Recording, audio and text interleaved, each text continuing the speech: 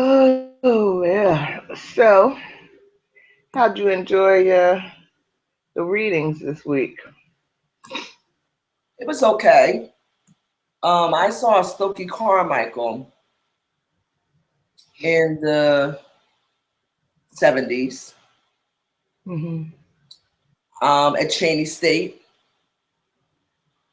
I think I was maybe a senior in high school, a junior. So I don't even, yeah, about that time. I Hmm. remember seeing him at Cheney State. Hmm. I saw Angela Davis in Philadelphia somewhere once at something. Hmm. Um, that's sure how old we are. Who? Speak for yourself. Don't talk about me. Oh, hi Bill, how are you? Hi, hi. I told Logo I was going to tell you that Logo was talking about you yesterday. Yeah, my ears is burning. Yeah, they had to. The Mhm. way she was talking. Yeah, yeah. Michelle know me. Michelle knows.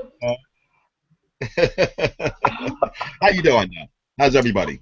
I'm doing fine. I'm good. How are Okay, you? I'm blessed. Benita, Venita, Bill's father yeah. passed this week. Yeah, I didn't want to get in touch with you because I didn't know where you were at because I know it's a lot of things that go on at that time. Mhm. Um, Yeah, I appreciate. but I'm sure right about now he's looking down on us, Bill. Oh, absolutely, Feeling, absolutely. Most certainly, I hate to say it this way, but in essence, the truth of the matter is that his passing was a blessing for mm, us all. yeah, It has fortified and mobilized the family to come together. We're getting to see family members we haven't seen. He's not suffering, which is the most important thing. And right. if we cling to the faith that we say we have, he's now spending time with my mother, and other family members like his mother and father and all those who have passed before him. So, that's the main thing. Of course, no one wants to see anybody go, but it's a reality. We all have our appointed time. Well, yeah, I mean, you have to think on the positive side, of course. He's also looking at Venita and Bill and Michelle saying, I hope y'all can make it down there. Here, 'cause Yeah, I'm well, going. we'll have a lot of helping hands by the time we get ready. That's what I'm telling you. Yeah, I'm glad you're maybe gonna. someone will, maybe someone will throw out a rope ladder for me because I'm gonna need all the help I can get. Yeah, that makes two of us. I'm glad everything is cool though. I'm glad it is. Yeah, it is. It is. It is. Yeah. Well, why don't we go on and get started because Venita does need to leave early. Okay. What about 7:10? You said, Venita. Yeah, about 7:10.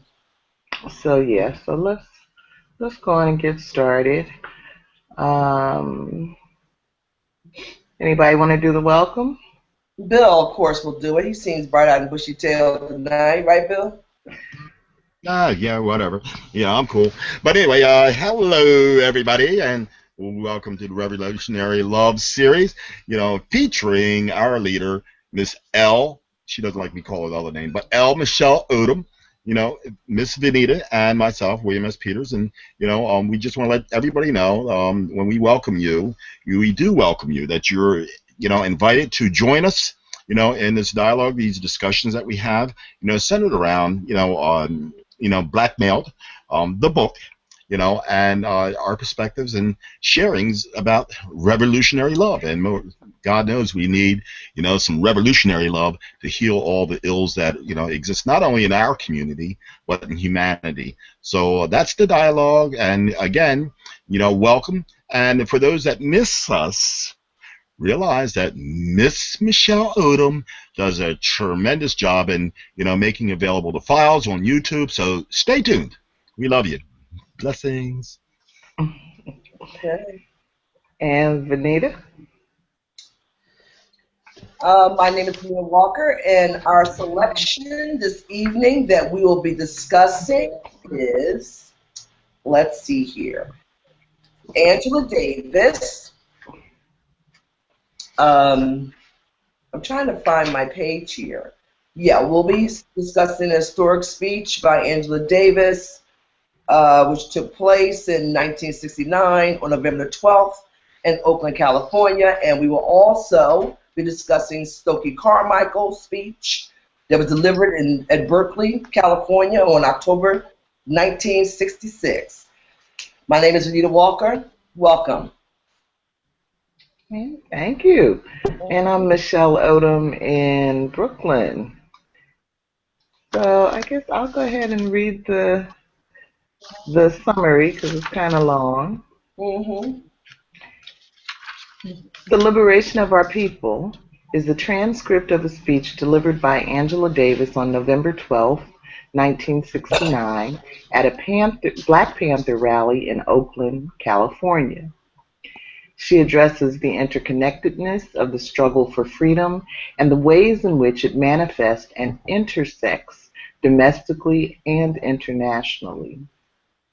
Davis used the debate in the anti-Vietnam War movement to illustrate the need to draw links in forms of repression and warns that failure to do so will lead to a period of full-blown fascism very soon.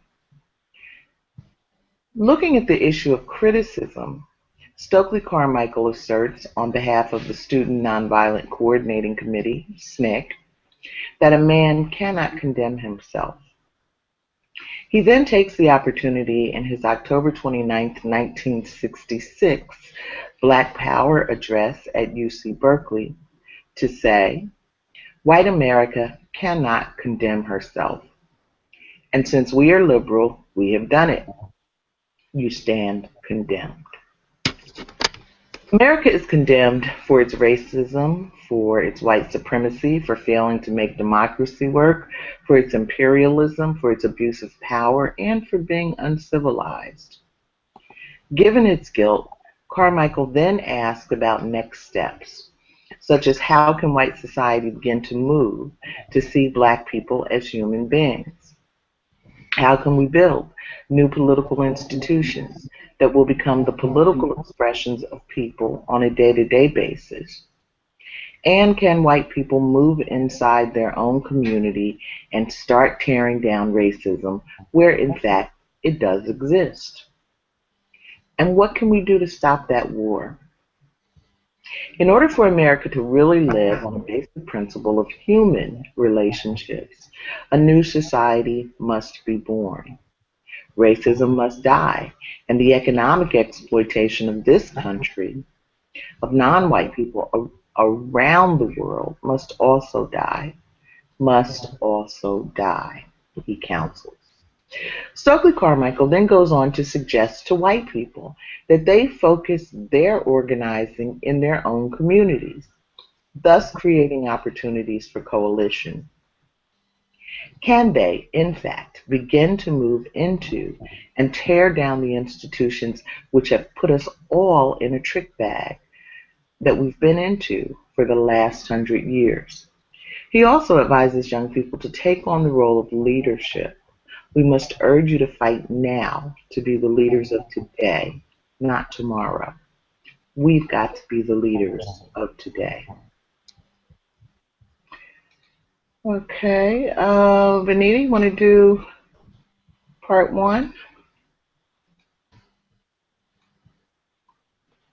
Yes, let me magnify this a little bit.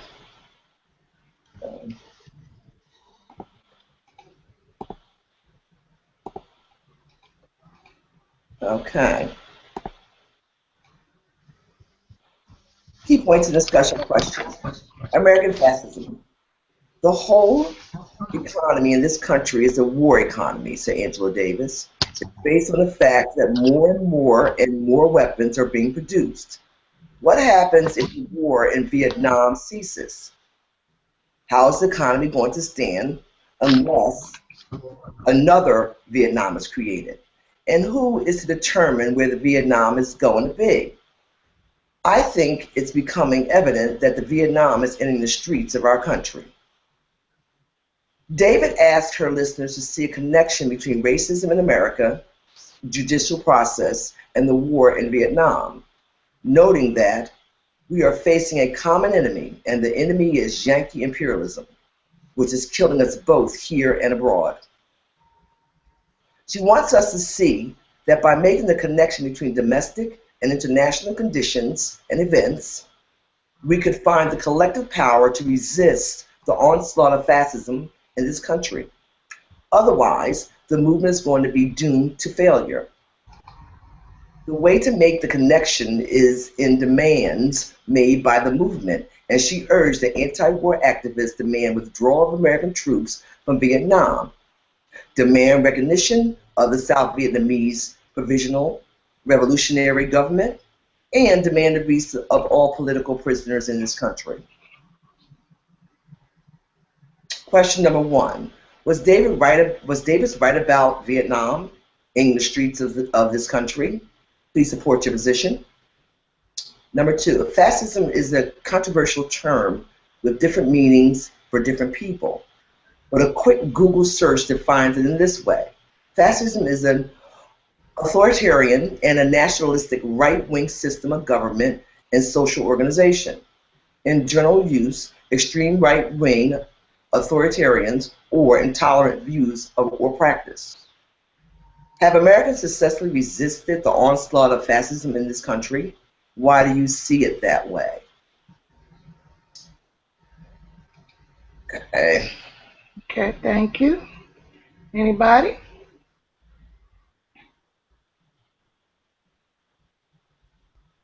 Bill, you're muted. Oh, you must have saw my lips moving. I did. Okay, how astute of you. But yeah, I do have something to say, as I always do. I think that, in general, the American public has been tremendously dumbed down and are not even aware of it. That I was looking at an article a week or so ago, and I was looking at the amount of people that were associating fascism due to, with the advent of Bernie coming on the scene, to socialism. Because we have this big red blot in our eyes thinking about the USSR. They're socialistic, but so is Denmark and, all those countries. And we always also look at them being a particular threat. But that speaks to that whole dynamic of America paranoia, as we're going through with the Islamophobia, the black phobia, and the gay phobia and any other kind of phobia that comes along. We find a cadre of people embracing and starting the wheel rolling behind these false premises, of bias and bigotry. When I think about, the correlation between how we're living here in America and, our imperialistic, nature, we are no better than, the Dutch and the English and the Prussians, as far as our colonial aspects, our colonial presence of mind. But the imperialism, which is very, very similar to what Japan, did, 2 or 3 centuries ago, is very, very real. I mean, if you look over just the past 10 years, we have been, in the Gulf War, we have been in Kuwait, Afghanistan, Iraq, and any other place where we can influence, the world to steal the resources, which is what exemplifies what imperialism is. But, what came to my mind during the dialogue when Venita was reading was the statement that Muhammad Ali made back in the 60s when he was drafted. And his reason for resisting the draft, was religious, and the fact that he did not support the mentality of this imperialist nature of the United States. But he also made this statement. He says, no Viet Cong ever called him a nigger. Okay? So, I mean, the thing of saying that I'm going to go abroad and fight for the idealism, the ideals of my country, is very, very misplaced, because our country is not embracing an ideal that is equitable to all the partners or all the people, all the populace of its country. So I mean, it's kind of like a false flag thing. We're going over to represent America, and America represents this. My God. Mm-hmm. Yeah. On the dumbing down thing that you mentioned,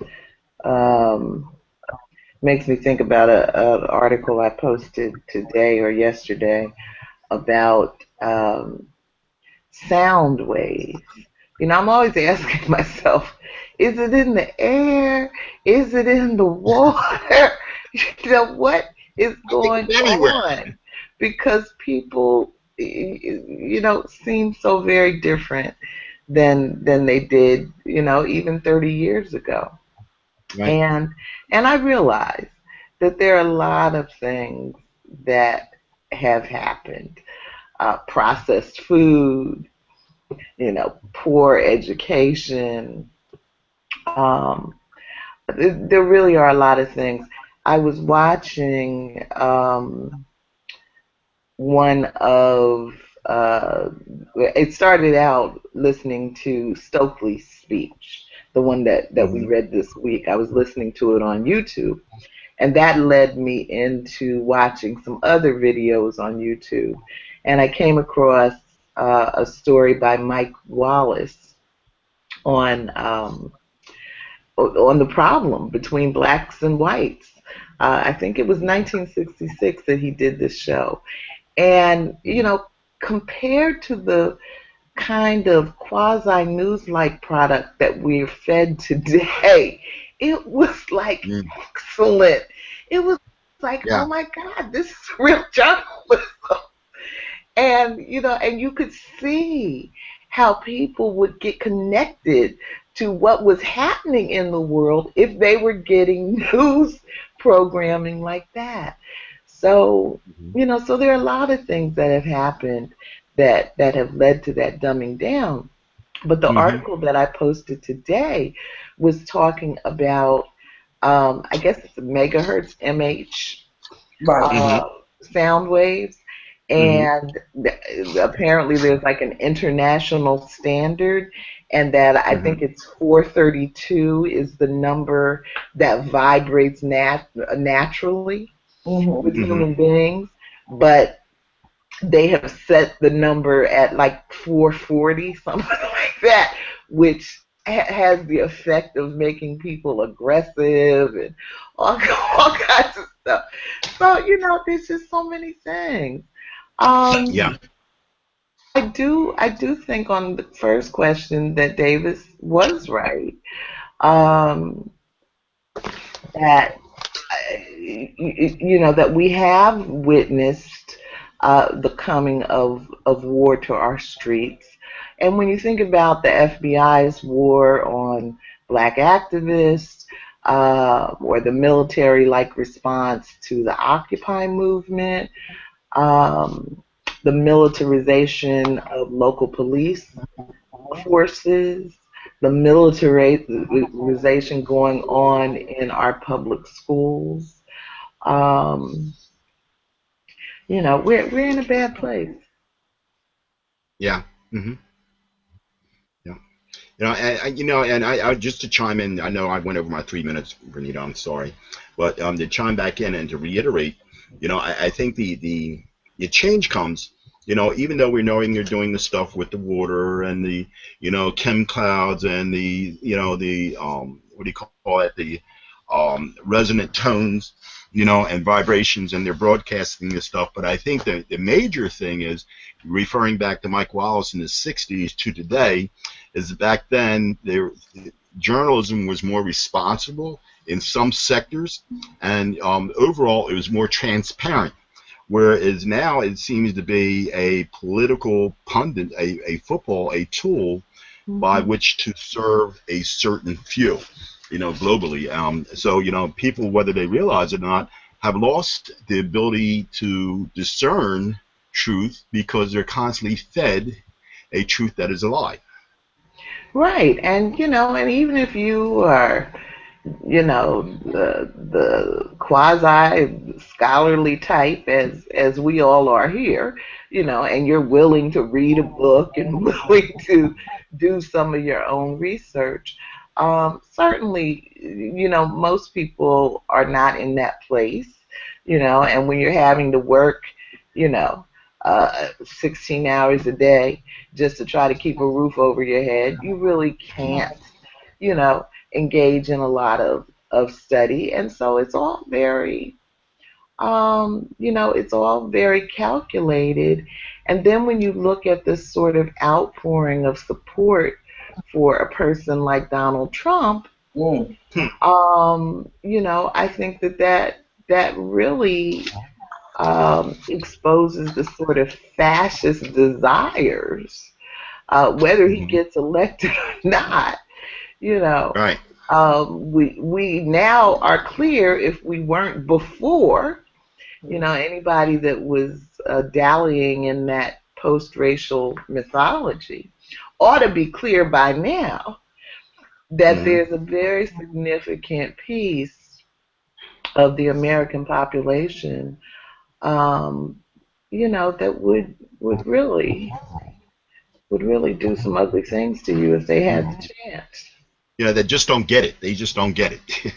You know, Yeah. and they're reacting to the fears that are propagated, you know, through the lies of the media. And you know, just like Donald Trump, he's a dog and poniac. I think half the nonsense he says he doesn't even believe himself, but Right. it gets ratings, you know.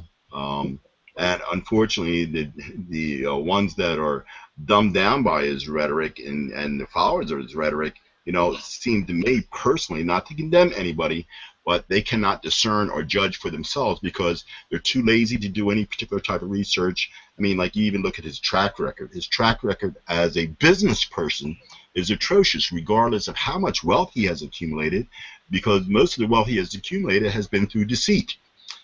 I don't want to give him the keys to the country. Hmm. Hmm.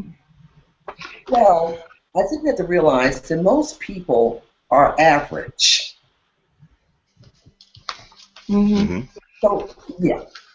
And average people many times don't think outside the box. They don't think at all. So you'll have the fierce leader, fascism itself, Donald Trump, control the morality, kind of control economy, you know, and so on and so forth. It's easy to lead them.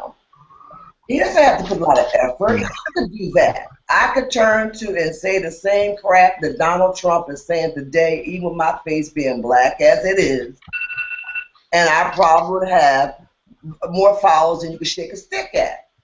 Hmm. Hmm. Because that's what we live in today. Journalism years ago, even without the technology we have today, it was a little more convincing at some point, and then it turned to I am the hero journalist.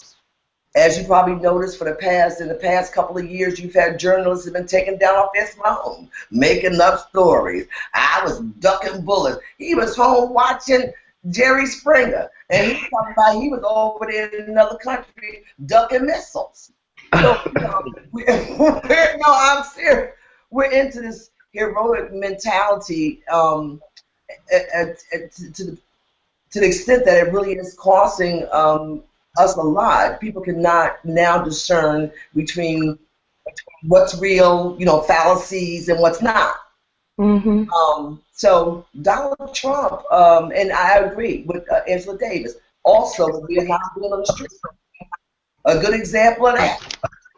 When other folks, brown folks, black folks, and your select few handful of white folks get out there and they say enough is enough, they're sending out the Army Reserves, the everybody there is throwing all kinds of gases at people. When folks are just asking to be treated first of all as humans, then Hmm. to have Yeah. equality, you know. Yeah. But when you have a 100,000 white men put them guns across their shoulders and they proceed down that White House lawn and say, we're taking back our country, I don't see anyone there, which tells you that we're heading in that direction.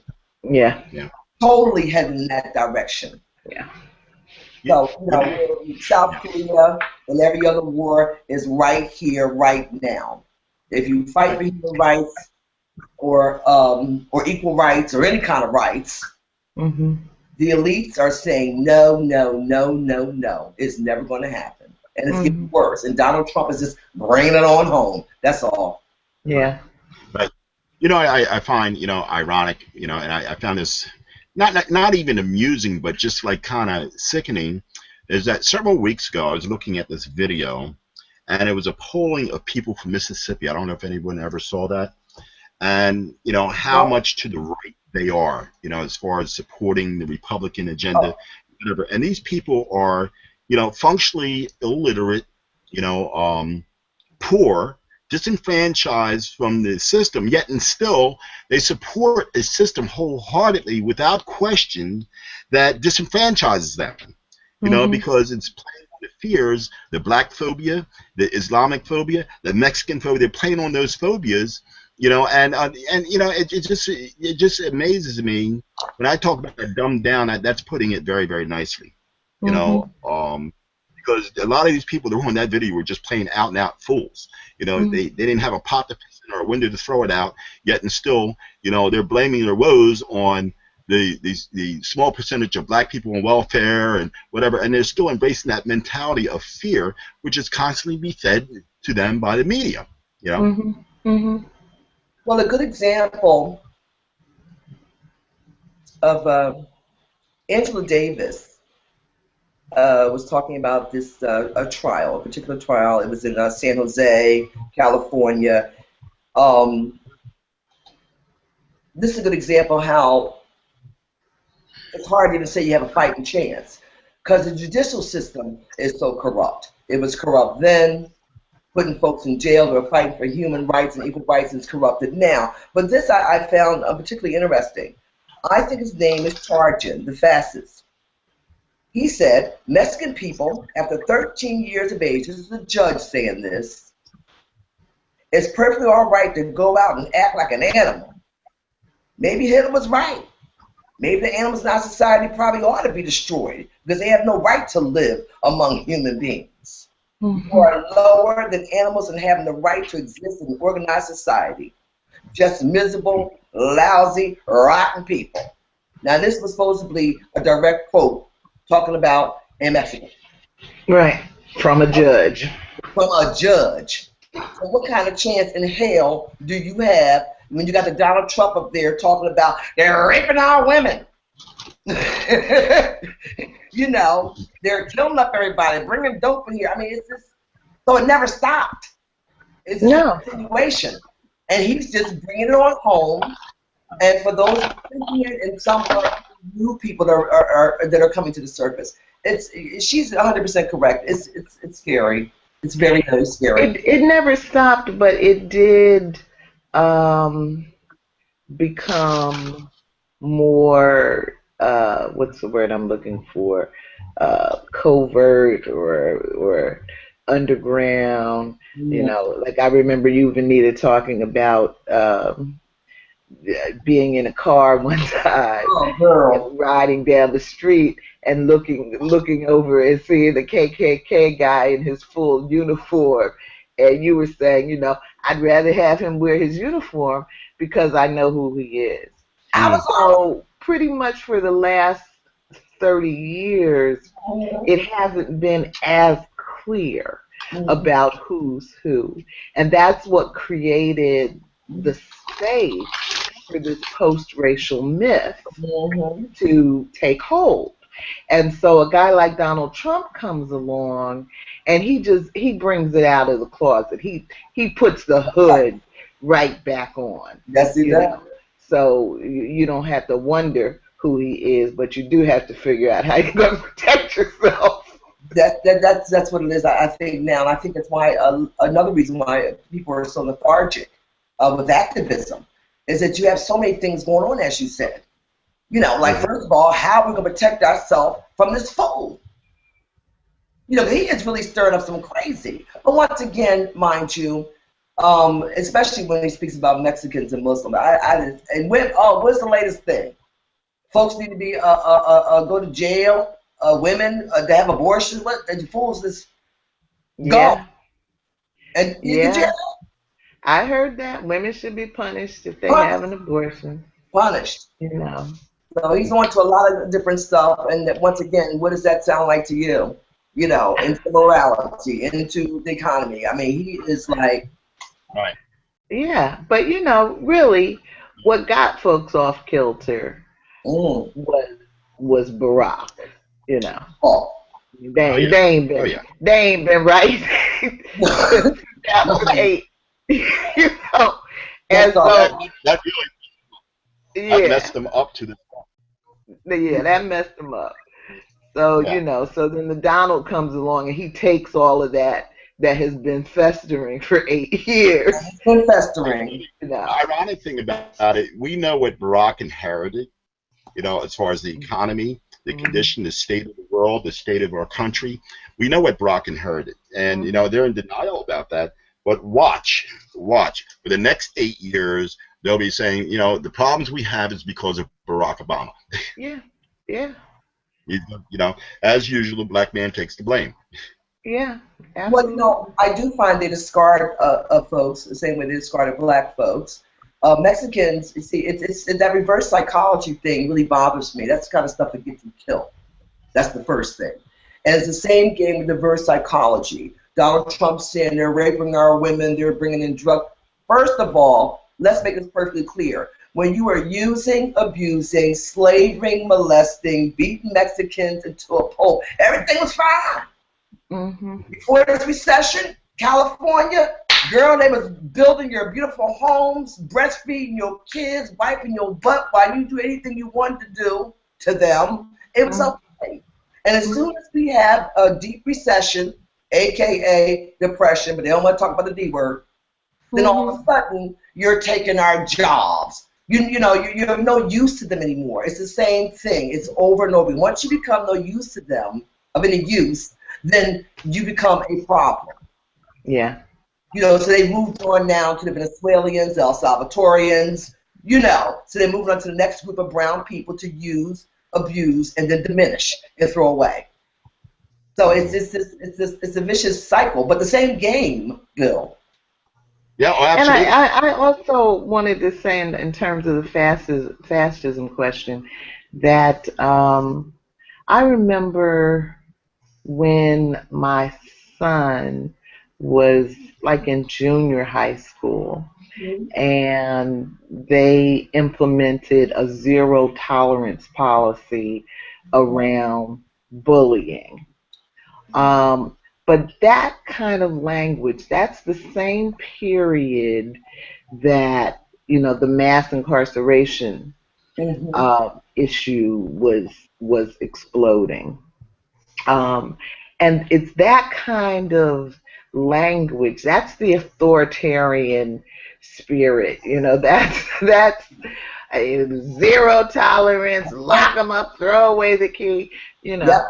know as a manifestation of fascism in America. And we may not call it fascism, but if we look at the policies, if we look at the behaviors, that's where you see it.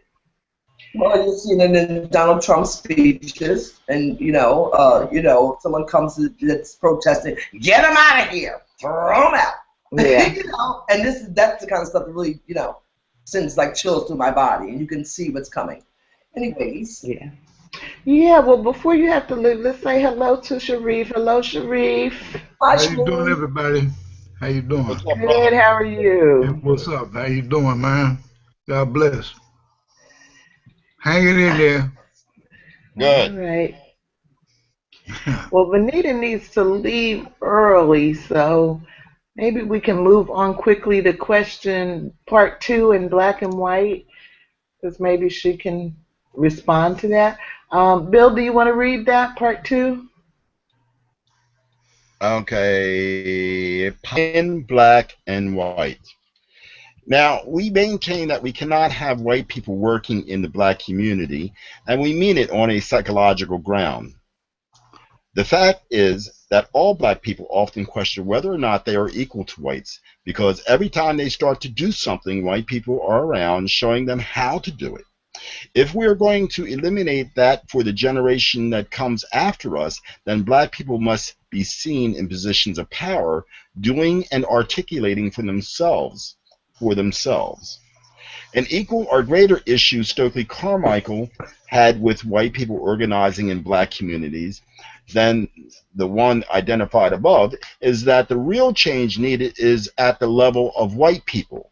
The question then is, how can white people move to start making the major institutions that they have in this country function the way it is supposed to function?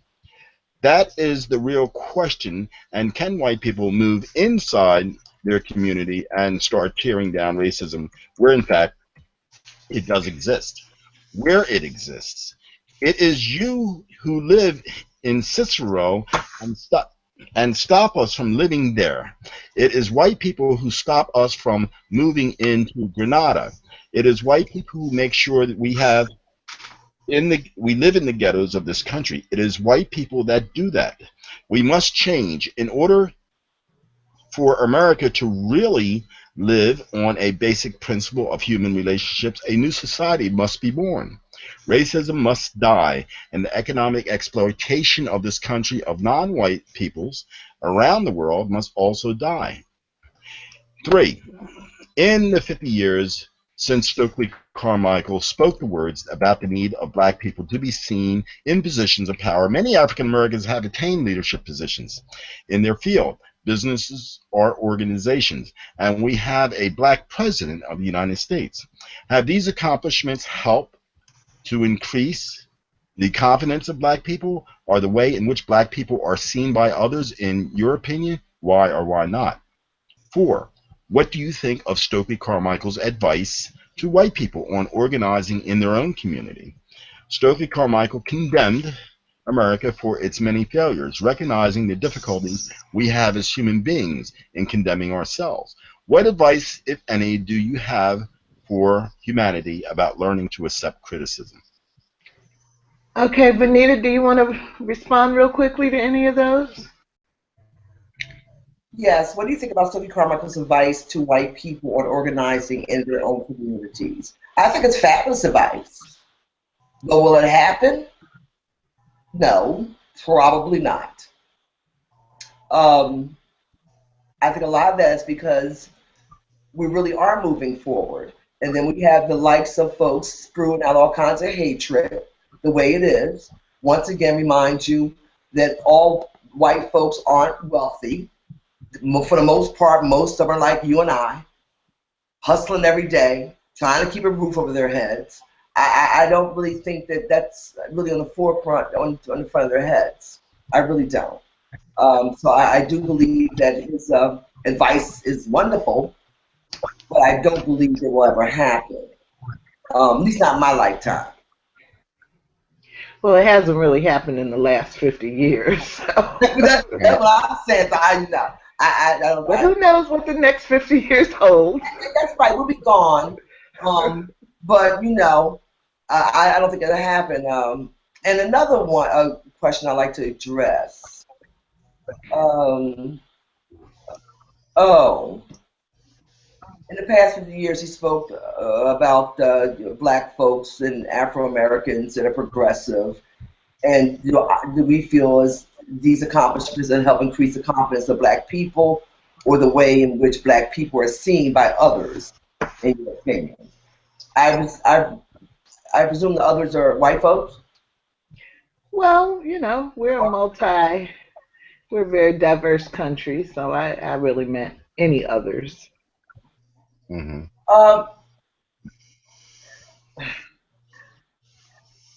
I can only speak for myself.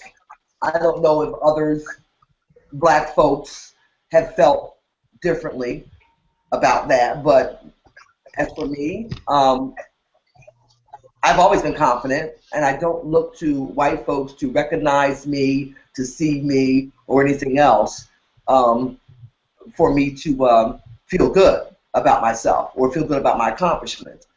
However, no, I don't believe that other people see us different because of the increasing accomplishments of black people. And one reason is that a lot of our accomplishments are they don't even know about our accomplishments. Most folks watch the boob tube. They don't really do a lot of reading. And if you look at television, I haven't seen much about much. Have you? Mhm. They slay them. Well, that's true. If we're slaying them, yes. No, I don't think they even have information, and I wouldn't say to see us differently, but to appreciate the things that we do to contribute to this nation. Period. Thank you. If I may, Sure. can you hear me? Yeah. If I may, um, I think when I look back at our history in this particular on this particular continent, I think that even prior to the formation of this continent, there was this colonial, mentality that presided with Norse, the Dutch, and various other, cultures. But in coming here, I think when they were structuring the language of the Constitution and all that kind of stuff, we weren't even a thought as being a part of that fabric. We were property, by and large. And then along the line, they decided that, okay, we can let them on the bus, okay, with us. A lot of them didn't like that. A lot of them were used to riding the bus exclusively by themselves. So once we were let on the bus, then comes other issues. To the point like Rosa Parks mentality. Why do I have to sit at the back of the bus? Should have the right to sit wherever I choose to sit, or where there's a vacant seat. The truth of the matter, for me personally, I think we're also fighting a natural process, that may perhaps be laden or intertwined with ego. But who on the top wants to relinquish their place for someone else? And I think that's that's very hard. Not to say that's all white people. There are many, many people of all colors that have great hearts, and there are many, many people of all colors whose hearts need a little help. But I think that when we talk about that particular struggle of equality, justice, and whatever, I think there resides a mentality that excludes us, from that process of equality, in the minds of many. And how dare we, talk about having a job or living in the same type of community or the same community they are, just be happy, nigga, with what you got, and stop complaining. And you've seen that during the Black Lives Matter to the, going back to the All Lives Matter.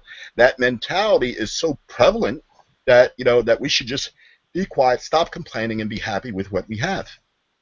And for the most part, a lot of black folks have been happy with what they have, which is why we're where we're at today. Yeah, because I agree. they've become complacent. They've come, this is good enough. I got a little place in the suburbs. I got a little car, a little education. I'm all set now. That was the 80s, Bill. That's what the 80s. Well, Venita, you watching the time? Yes, I am. Yeah, but I think it also, when I think in terms of, like, say, my grandparents and great-grandparents, that mentality existed then. But see, back then, the ultimate fear was you could get hung, because they were hanging people down in the South, for looking the wrong way, talking back, or whatever the case may be. So I remember those stories, that was told to me, and the experiences that people did have their place back in the 50s, and I started in the 50s, and 60s, they had their place, and it wasn't really, for me personally, it wasn't really until the Black Panthers came along, and started mobilizing within their community. They weren't asking for whatever. They were just asking just to leave us the hell alone. Right. They weren't asking, to participate, or I don't want to live next door to you. I don't want to date your daughter or any of that kind of stuff. We're all alone. Benita, I made the time for yourself. I thought you were leaving at 7:10. Well, it got kind of hot. I'm getting ready. I'm trying to leave. It got kind of hot in here. Well, you're welcome to stay, but you told me 7:10, so I was expecting, I got precision. I'm gonna squeeze 5 more minutes out of this. Let's move it. Okay, well, I guess on question number 3, about have these accomplishments helped to increase the confidence of Black people or the way we're seen by others. I do think that for many individuals, the confidence has grown up, has increased. I mean, I feel like Venita, that I never felt that sense of inferiority to white people. But, we grew up in another generation, and that's what Stokely is talking about. Can we change things for the next generation? We are that next generation. And so, I do think that there are quite a number of us in our generation that have that sense of confidence. But I don't think it has done a lot to change the way others see us, for all the reasons that we talked about earlier today, in terms of how Americans have been dumbed down. And I even think that the whole agenda of white people who have worked so vigorously to oppose Barack's every move is designed to make sure that we don't get the impression that black people can be effective, in just about anything, certainly not in the highest positions in our country. So, Shareef, did you want to get in on this section? Well, I was listening, and I was trying to pick up the conversation that I'm in this right context. Do you have the agenda? I have the agenda. I was simultaneously looking it over too as well. Okay. But anyway, those two particular, the couple points there. One was about white folks organizing to in their own communities. In their own community to re-educate their own folks about the evils of racism. Okay. Put that aside for a second. And then the second thing was, black folks in high places, like Reverend Al used to say, black faces in high places is not a panacea. That's for sure. It's not it's not a cure-all. It's not, that doesn't change the whole situation. Right. Doesn't even really put a dent in it, So going back to the first point about so-called white folks organizing in their own communities, certainly is something that needs, yes, moralistically, idealistically. This is something that should have been done a long, long time ago, and it never was done really on nowhere near a level where it had an impact on great numbers of people. Certainly, right, there's but always we know there are some white people that have attempted, and still attempt. People like Tim Wise, So no doubt, there's some real sincere people out there from all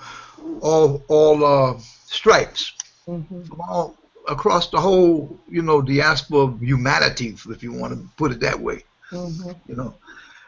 Representing all forms of humankind, man. There's all kind of people. There's people that are sympathizers. There's people who are humanistic in their approach to life, and they want humans to be unified, and they don't want to see this hating, senseless hating, but that's idealistic.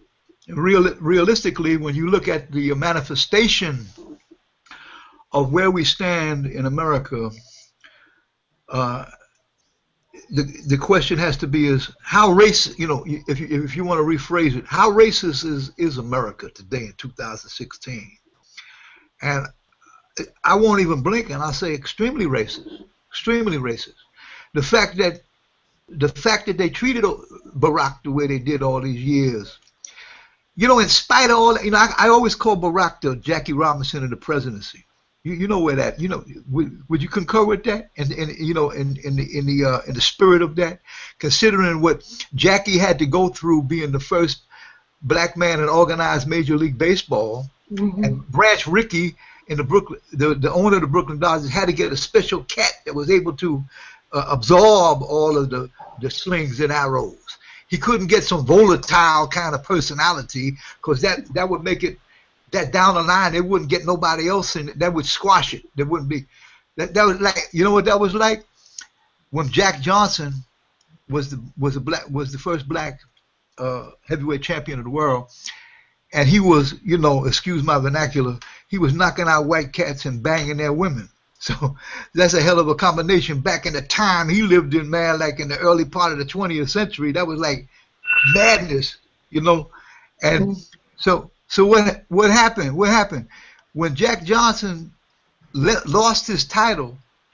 There wasn't a black fighter that fought for the title for 20 years later, plus when Joe Louis fought Jimmy Braddock.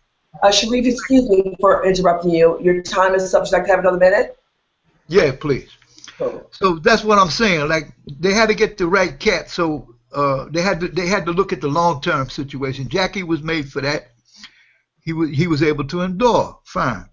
Barack has that same kind of personality, very cool, very calm, you know, very sensible, you know, under all kind of stress, you know, at least on the outside. If it's a veneer, you know, what's going on the inside, only God knows. You know, it has to have some effect. He's human.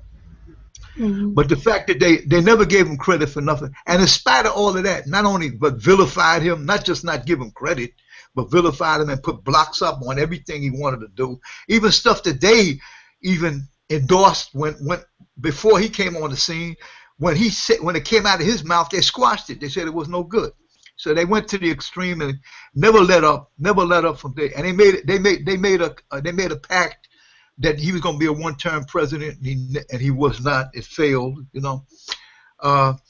And you know, I mean, in spite of that, he accomplished a huge amount of things. If you start looking at the list of things he's accomplished in the face of all that adversity, I think it's really amazing.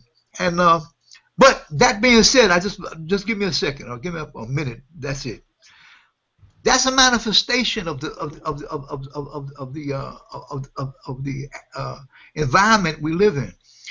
That these people that come to Congress and the Senate supposed to represent their constituencies. Look at these people that's following Trump, man. Look at this cat, man. Who's a fool, you know, a calculated fool, but you know, he's still a fool, and very, you know, he's certainly not the kind of person that should be in leadership. Look at all these people that find him, you know, fascinating, and they think he's the best thing since sliced white bread, you know. And that's a sad commentary on the mentality of the population, even to, you know, how many people feel like this. So these are manifestations on how much work still has to be done, and how deeply rooted racism is in this society. All right. Okay. Anybody else on part two? Excuse me, Michelle. I'll step away now. You guys have a fabulous evening. Take care. God bless. Michelle, right. Your time? I got my timer. All right. I'll talk to you guys soon. Have a nice weekend. Let me set my 3 minutes, because I am clearly one. I'm using up my time. Okay. Talk to you later. I guess what I would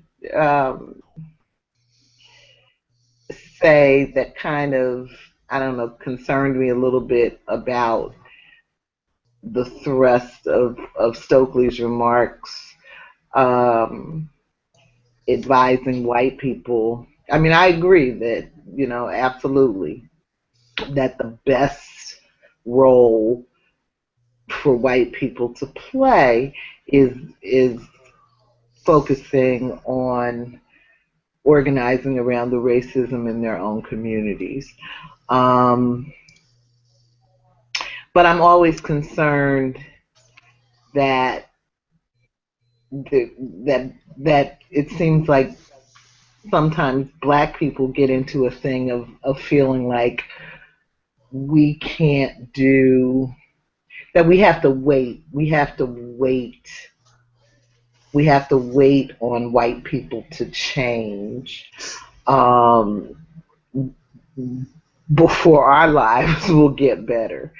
Um, and I don't know. To me, it's taking a very vulnerable, powerless kind of position.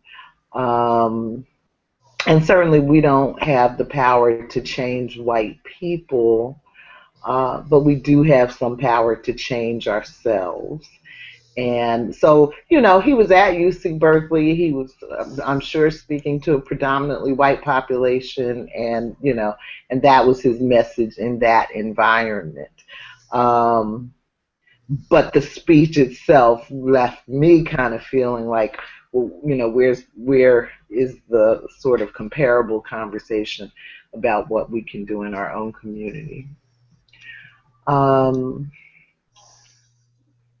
then on question 5, what advice, if any, do you have for humanity about learning to accept criticism?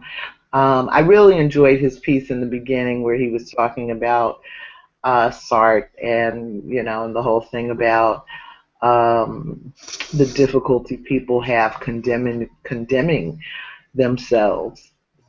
And I think it's true. I think I see it all the time. And even more so in later years. Before you came in, Shareef, Bill and I were talking a little bit about sort of the dumbing down of America, and and a part of what that looks like to me, Bill, is see, all right, I need another minute. I'm gonna set it. I'm gonna set 2 minutes.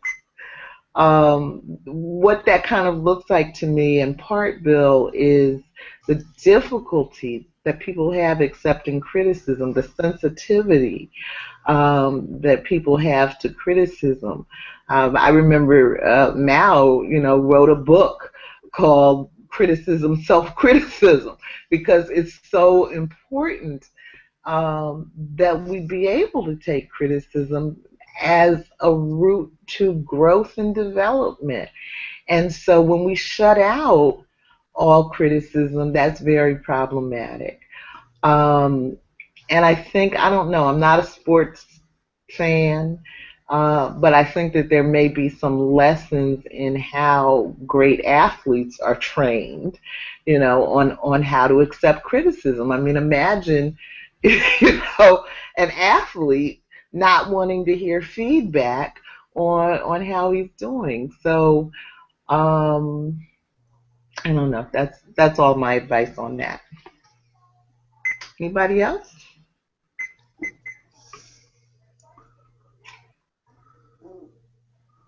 Okay.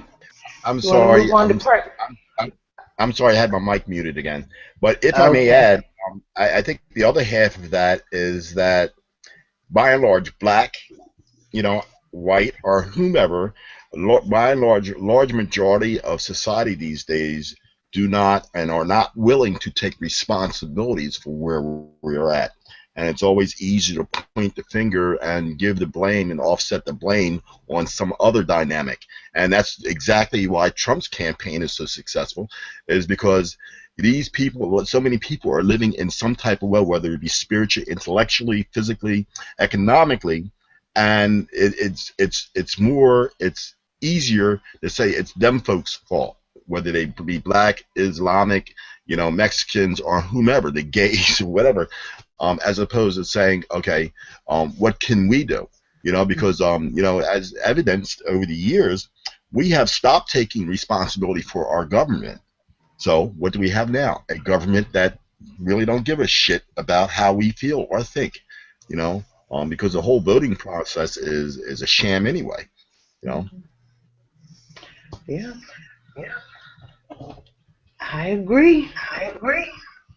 Uh-oh, my echo. There's Can I add something today? Sure. No. Okay. All right. I'll zip it. Go on, Shareef. No, I'll just play with you, man. Come on now. the dumbing down thing is multifaceted in terms of what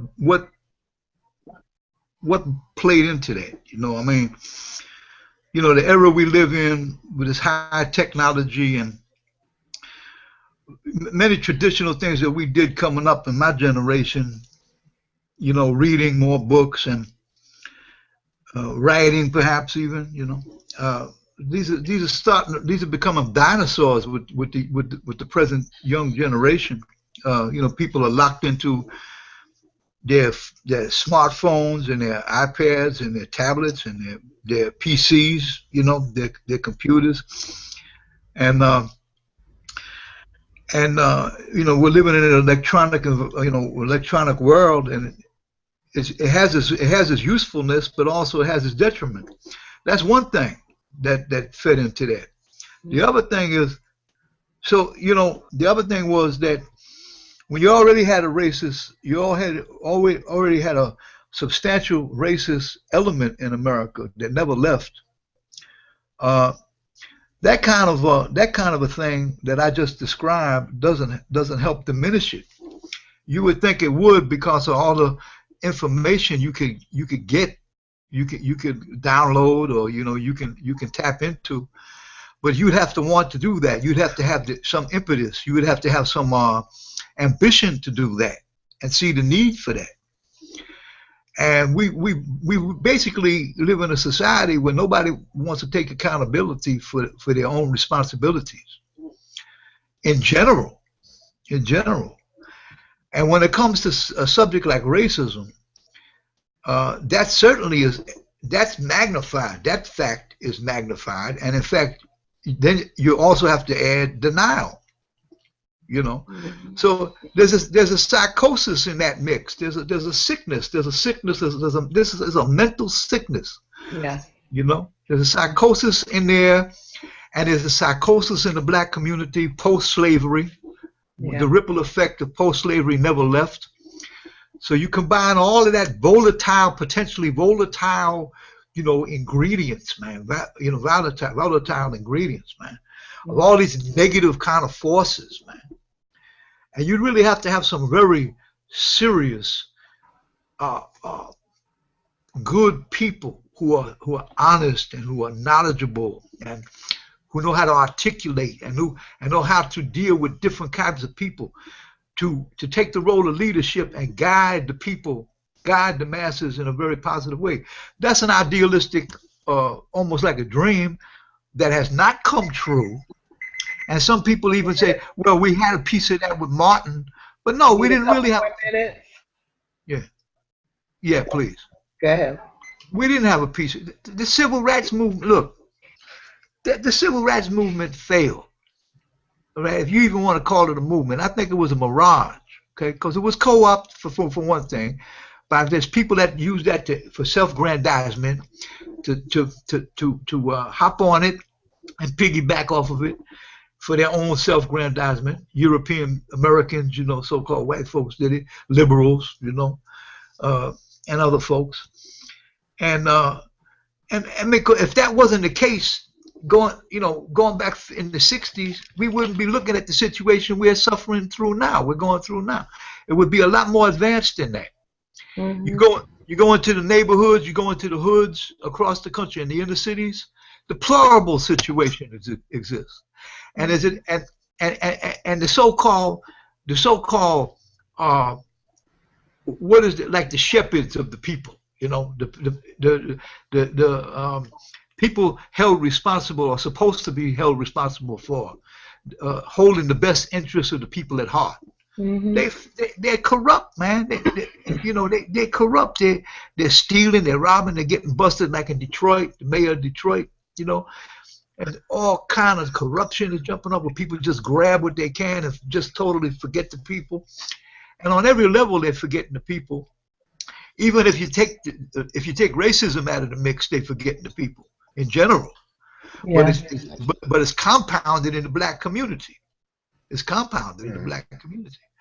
And it's a sad situation. And sometimes people want to say, oh, you know, that's a pretty bleak outlook. But that's the truth. How are you going to deny that? The proof's in the pudding. You know. Yeah, well, I think when religion, when we sort of a lot of us turned our back on religion, it opened the door for this lack of character and integrity to walk in. What we let go of morality, but we didn't talk about holding on to ethics. I mean, you can still have ethics, you can still have values, separate and apart from any religion or spiritual belief, but you can have ethics just because it makes sense.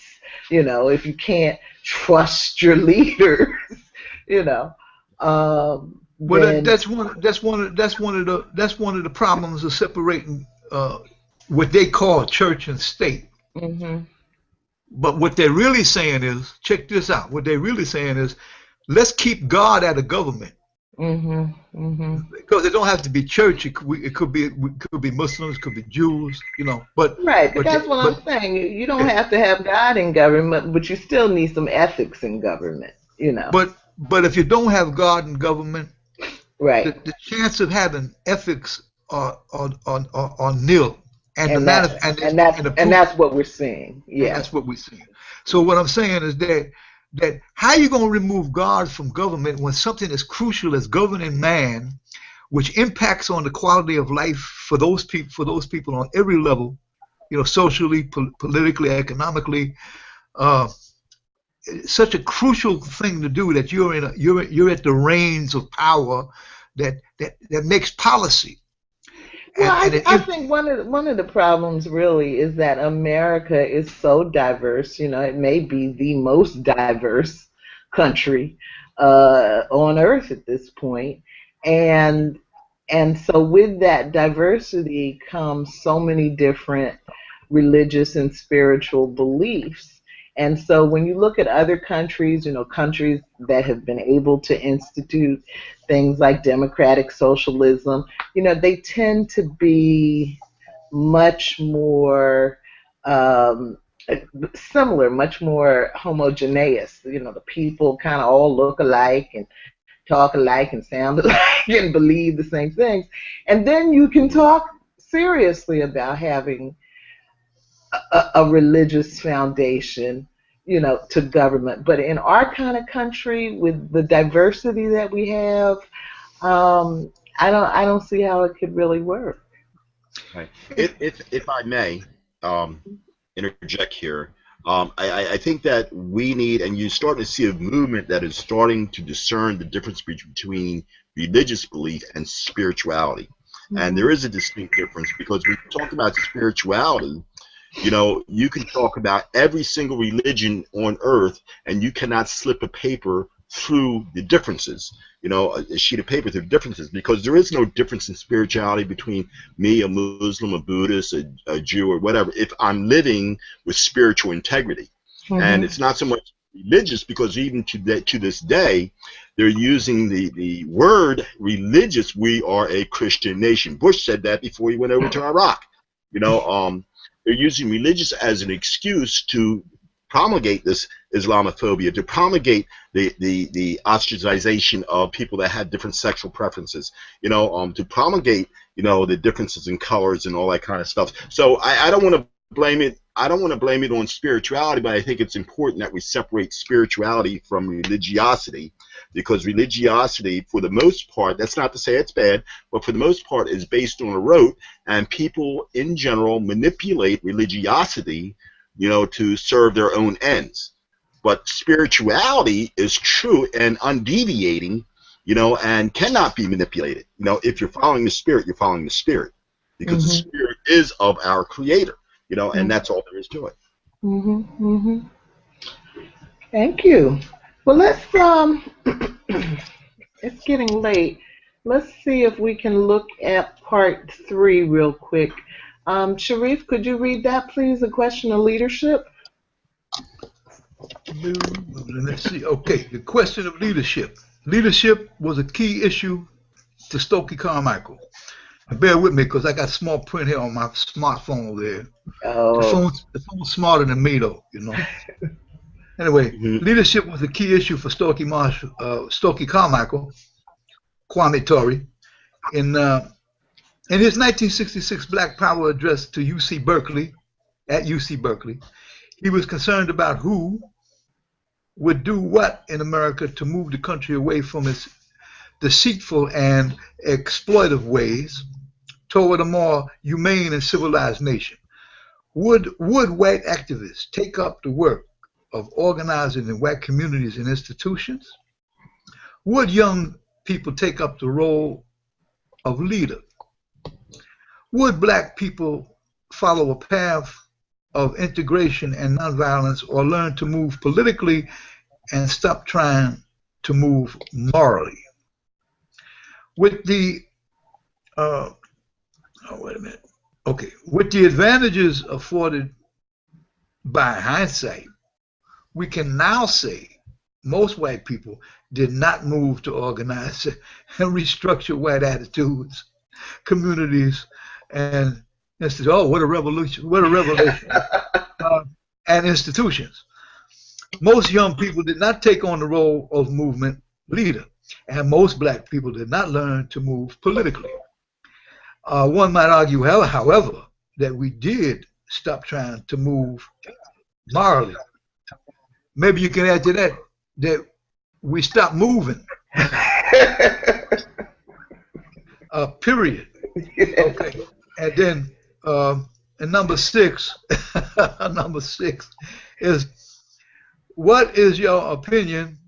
What, in your opinion, has stopped people from moving in the way Stokely Carmichael urged over the last 50 years?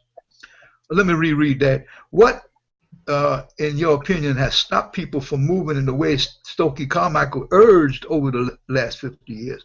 What do you think can be done in the next 50 years to overcome the barriers to progress you identified? Describing American students as perhaps the most politically unsophisticated students in the world, Stokely said, we have been unable to grasp the political awareness seen in other countries because we're always moved, we have always moved in the field of morality and love, and white people and love white people have and morality. while Oh, and love, morality and love. Wow, people, excuse me. In the field of morality and love, while people have been politically jiving with our lives, and the question is, how do we move politically and stop trying to move morally? You want me to stop it there or just keep going? just read the next paragraph. Do you agree that Americans are less aware politically than people of other nations? Do you agree with Stokely that you can't move morally against a man like Brown and Reagan? Who was that? The first Brown governor of California? Yeah. Yeah. That was what's my man's name now that's the governor of California? That's his son. That's his son. Yeah, Jerry Brown. Yeah, and but they're talking about his father in here, right? Right, exactly. I remember him. Right. And Reagan. Okay. Do you agree that morality and love are problematic when seeking to achieve economic, political, and social goals? Why or why not? Thank you. You're welcome. Okay, anybody? Oh yeah. You know, I would just like to address, and you know, we talk and we skirt the issue. And you know, as we talk, you know, Logan, you and I have talked about, you know, what to do, and you know, what kind of feedback. And you know, I think when it's all said and done, it really always comes back to the economics of our community. You know, just like the economics of any community. You know, if we were to gather, mobilize, and organize on a collective basis our own economy within our community. In other words, create the startups, create, the grocery stores, create the sneaker stores or the weave stores or whatever it may be, have the banks. I think that we would garner some strength that we would be invited to the table as opposed to tolerated at the table.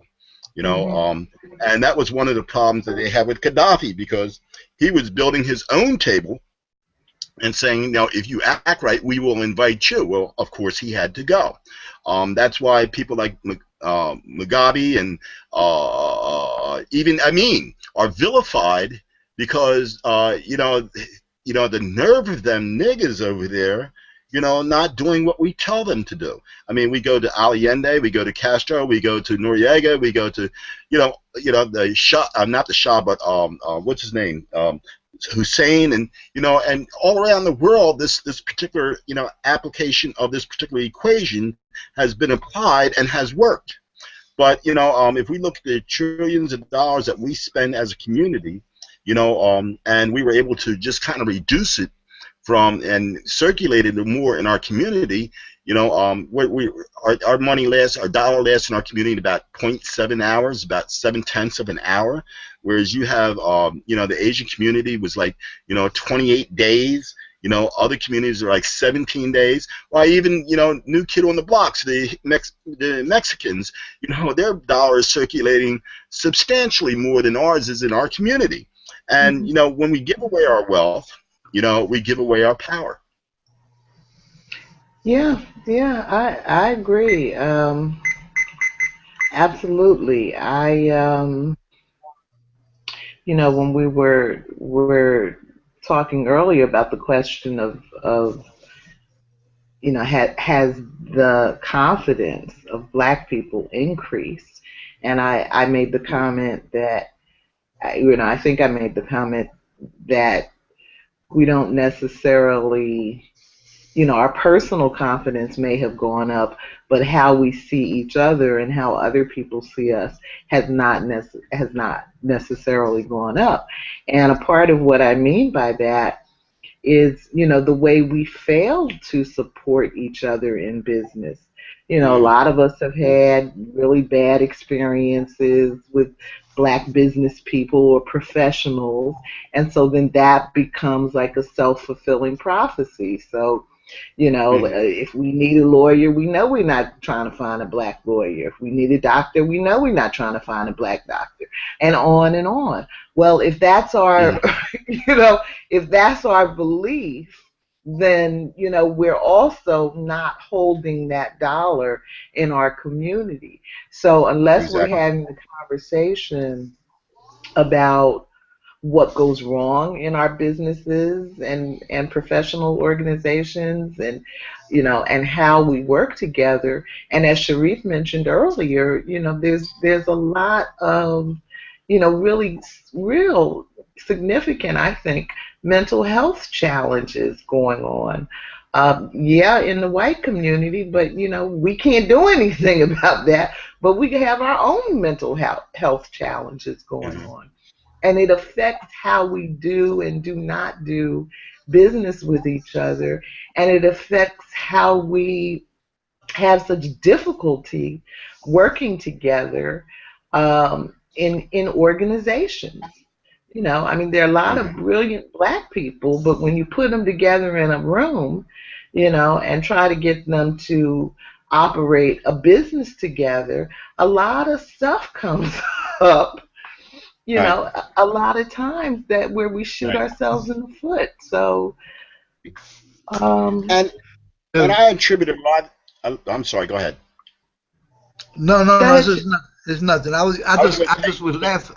I was laughing because when you said about people, about Black lawyers, right away don't ask me why, but my brain shot to Calhoun. With Amos and Andy, he was the lawyer, right? Mm-hmm. Oh, okay. That image, that stereotypical, that image of the jive, con man kind of cat in the hood that hangs up his shield and calls himself an attorney, We tired of that.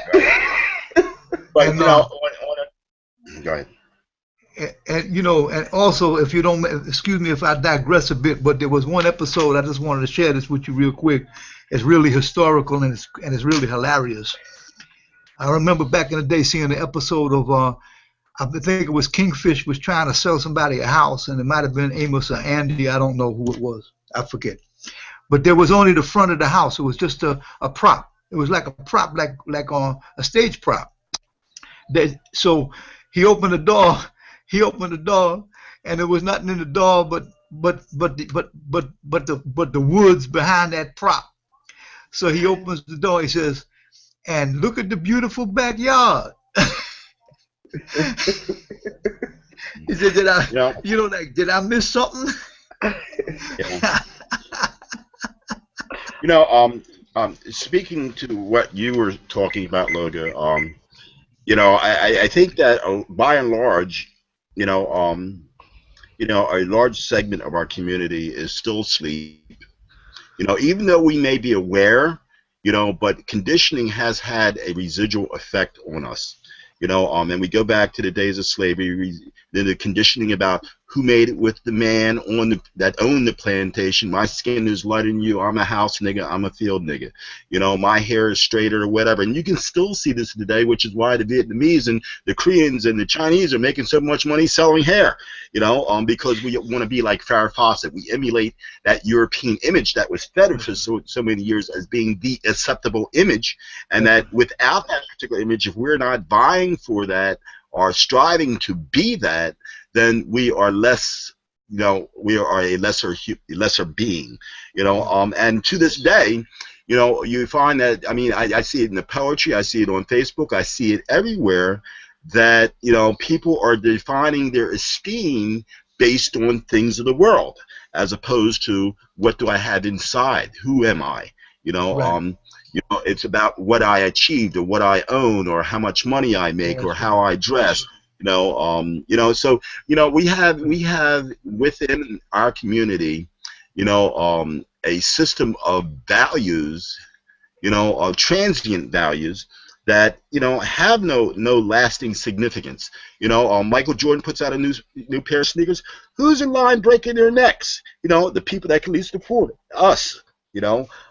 Spending hundreds of dollars for a pair of damn sneakers, and that's I think within our community, we have to first awake, before we can become mobilized, and maybe it's a critical mass thing, and I think these particular type of dialogues that we're having, I wish we could get more people involved to participate, but these are the type of dialogues that we need to have, even though we can talk to anybody and they understand it. But what are we doing collectively to change it? Right. Yeah. Thank you. All right. Well, it is 7:53. Let's see. What should we do? Poetry. All right. Let's do poetry. Poetry. Let's do poetry. Shareef, you got a poem for us? Oh, come on now. Do I got? Well, I have to ask. Yvonne, I should have a poem. Yvonne, I should have a poem. Yeah. Don't ask. Yeah, I got a little piece. I just did this piece, so I'm gonna share it with you. And it's a spiritual piece, so we get a little dose of spirituality. It's called Pristine. Pristine. Pristine, clean. To say beautiful, not enough. For the gift bestowed through Creator's will. Imagine what it was like in the garden. How did the air feel? Sun's warmth.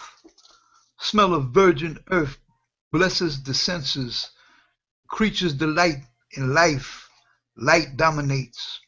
Serenity punctuates landscape. Taste, touch, sight, hearing, smell beyond comprehension. Imagination fails. Comparisons pale. Our parents were real, see? Brought into being by be. Birth not even necessary.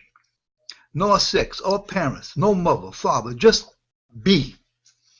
And there was Adam and Hawa, Eve, in paradise, perfect, pristine, clean, serene, everything you would ever need.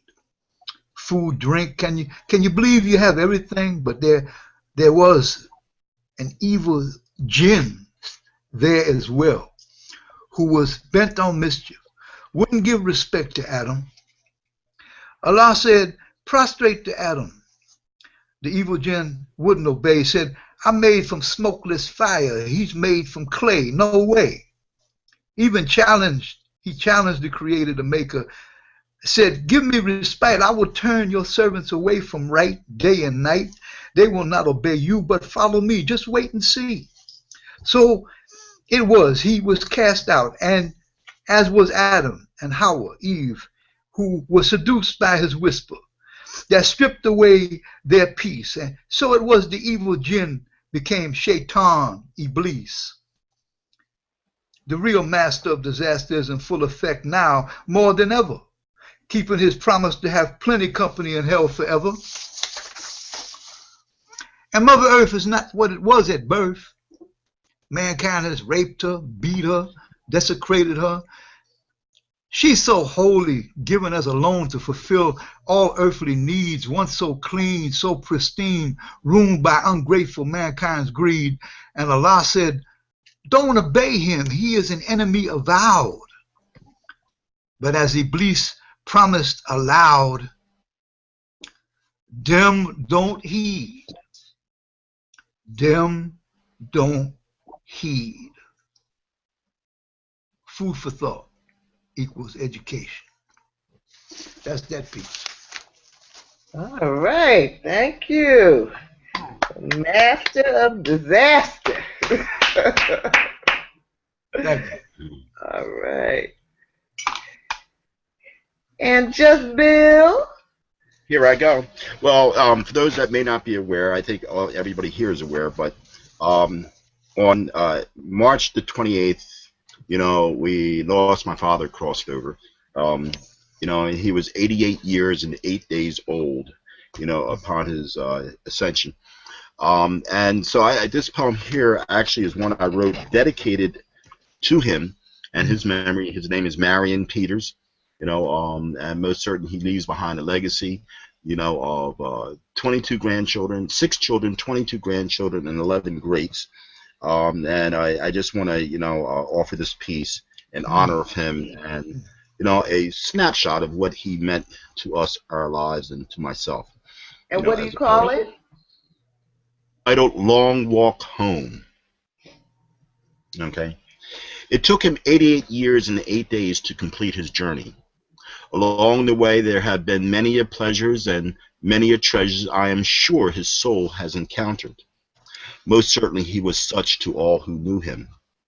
Behind he left 6 children, 22 grandchildren, and 11 greats to celebrate his life, his spirit, and I for one shall do so. Mom had went before him to prepare a place for his arrival, which she knew would come. We did not want to let go, and in his heyday neither would he have, but he was tired. Life had taken on new meaning where suffering could not live and had no place. This is not the first time we have stood witness to the crossing of the bridge. There have been many before him, and many shall follow.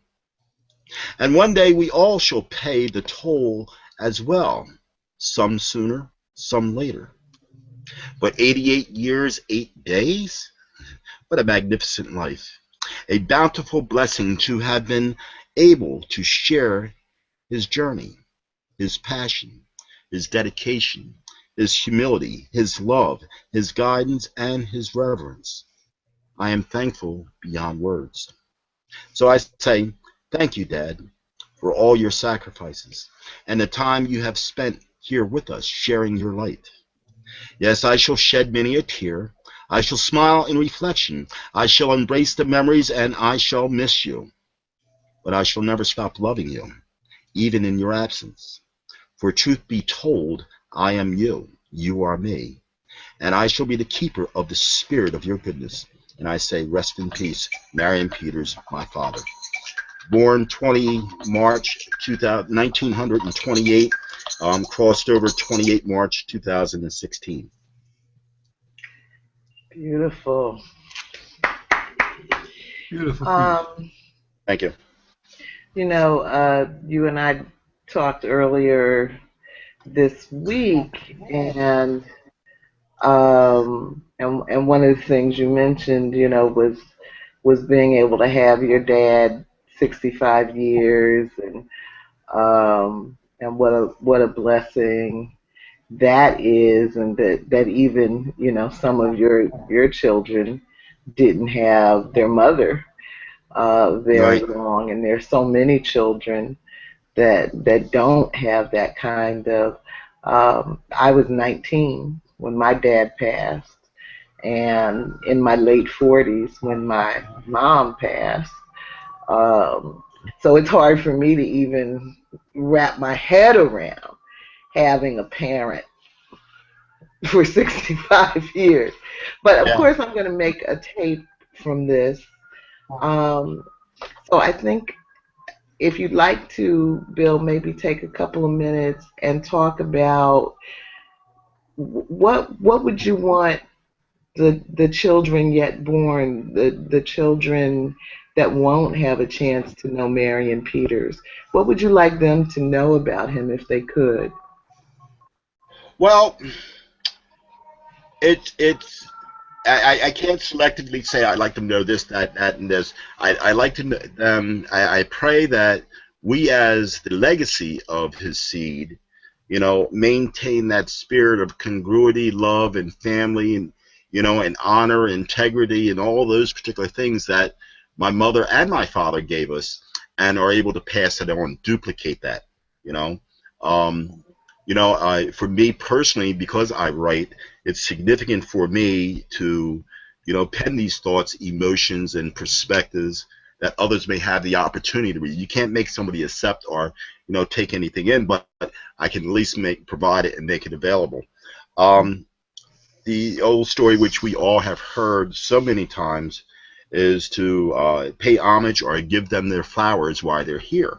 Um, so if you know the kids to come just learn to do that by honoring their own mothers and fathers and grandparents, you know, or just the legacy of their ancestors, you know, which is what we should be doing as well. I think that's the beginning of going down the right road, you know. And I So it's not know really. a part of what you were telling me was that, you know, your parents were pillars of the community Mhm. and built the church there, and in fact I think you've invited the community to come to the funeral. Mhm. Um, you want to talk about that for a minute? Well, my father and my godfather actually built the church, which is still stands in service, where the funeral is going to be. My mother was the head of the missionary, you know, committee. She was head of the youth department. She was very instrumental in that particular aspect of. She was very She was very instrumental in that particular aspect of interfacing with the community. She was a surrogate mother for a large majority of our community, you know, as she raised many children while their parents had worked, you know, that. But again, it goes back to the spirit of these human beings, you know, and like I said, Logan, I am so blessed, you know, that my soul, you know, had the opportunity to walk side by side, live, and be a part of that particular legacy. Um, and if I could just be, you know, a reflection of that, you know, in my lifetime of serving, you know, the humanity, serving others, serving the community, serving my family, then I can possibly at one time, you know, hear them words, you know, well done, son, you know, but that's really about it. I don't think it's as much about their works as much as it is about the character that led them to create the works that they were able to accomplish. Hmm. Hmm. Okay, thank you. Uh, okay, Shareef, did you want to say anything here? Well, I concur with what Bill is saying in terms of the importance of the family structure based on solid moral principles and making real commitments to each other, to support each other sincerely, and making the effort, putting in the work to do that, not just paying lip service to it.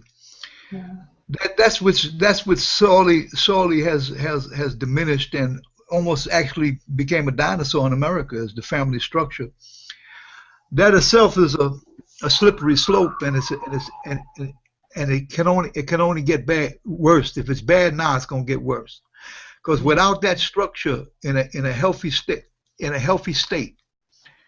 a nation can't stand. That is the backbone of any kind of collective, whether it be local or global. It starts with the family, and they've totally destroyed family structure in America. And when I hear Bill talk about his pops, man, may he have peace and his family as well.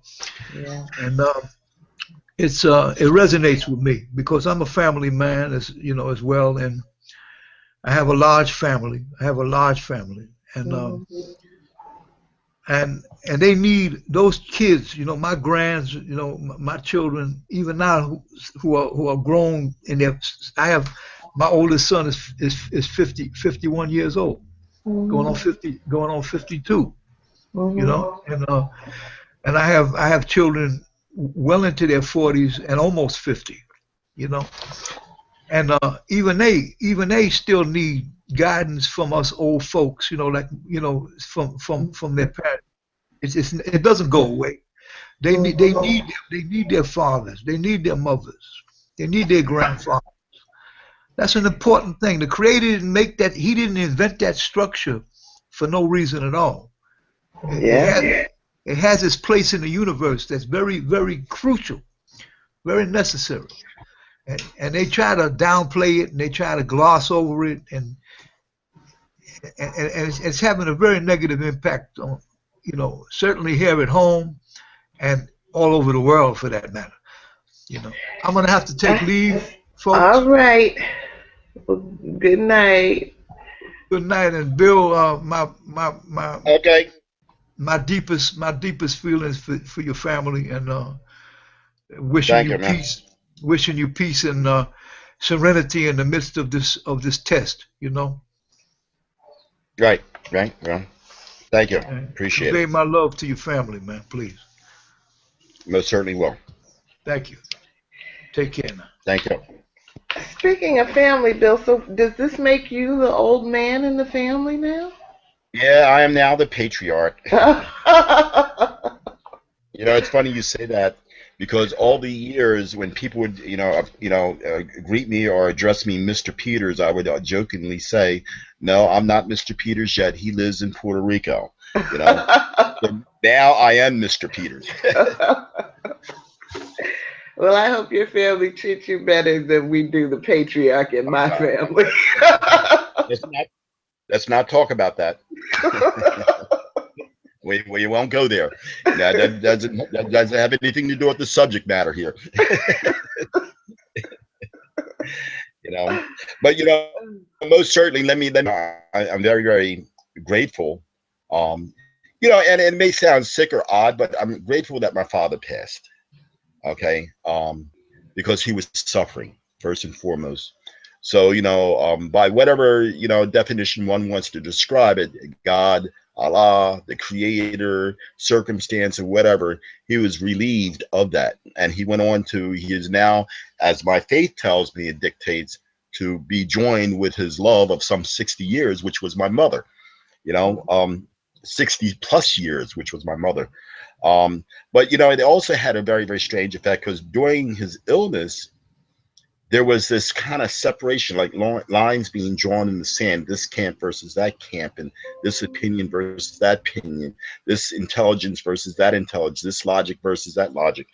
But in his passing, You know, and I'm very proud of my siblings and the family because we have come together, you know, and those that had, or, you know, they may still possess, I really don't know, but those that had any particular type of ilks with each other, you know, or ilfs with each other, you know, myself included, you know, we're demonstrating that we're letting it go because the greater mission is that of the family, which is something my mother and my father strongly instilled in us, you know. So, you know, I'm happy to be a part of this journey. You know, I've learned a lot, but you know, yet and still, it is something that, you know, a journey that could only have happened because we were the children of Marion and Pauline Peters. Right, right. Well, that's wonderful. Well, you certainly have my condolences. Thank you And so much. I appreciate that. if there's anything I can do, you know, you can call me. I'm a good sounding board, I think. Okay, you didn't say nothing about the checks. Well, I didn't say I could do everything. Okay, You can well, you ask did me say anything. anything. But you know, I'm Yeah, I got I'm you. I'm one of those people that actually means what she says. Oh, So I know that. You know, I don't question that whatsoever. Yeah. so all right, well, have a good week. Have a joyous funeral. Is it going to be like a New Orleans kind of celebration, or what do you have And planned? it's going to be very well. You know, we're AME, so you know it's going to be tradition. Yeah. As a matter of fact, Carl's going to preside over the funeral. Carl Wade. Oh, okay. Okay, yeah, he's you know, he's part of the family. So Okay. he's going to preside over the funeral. Um, you know, so you know, and going forward, you know, maybe after that, maybe we can dance, shake a leg. You know, we definitely gonna go to the repast and eat. You know, so I know but that's right. yeah. Yeah, but you know, sharing memories. You know, we sat around last week and we shared memories of our father, and a lot of memories, you know, were not never shared before. You know, from you know the eyes of my brothers or my sisters and myself sharing with each other things that we didn't know about each other. For example, my father's always through his life went by Marion Peters. Okay, I'm the only one left that knew he had a middle name that he never used. You know, they Oh, were shocked. I'm like, well, see, you know, I knew that, but it wasn't important until now that we're sharing. You know, yeah. so you know, I'm looking forward to those particular times when we reflect, you know, on how blessed we were to have had him in our life. You know, and he's still in our lives. You know, but you know, so that's a beautiful thing. Well, you can tell Carl Wade I said hello, and if you use my first name, he'll probably know who you're talking about. Well, you're one and only. Well, there was my mother. See, my mother was Loga Odom. She Okay, well, was, see, he knows the Odoms because your father was in Trenton area, right? yeah, And yeah, that's where he grew up. yeah. We knew the ways well. Yeah. Hmm. Yeah. So, well, all right. Um, Okay. have a good week, and I'll talk to you You do soon. the same. And blessings and love.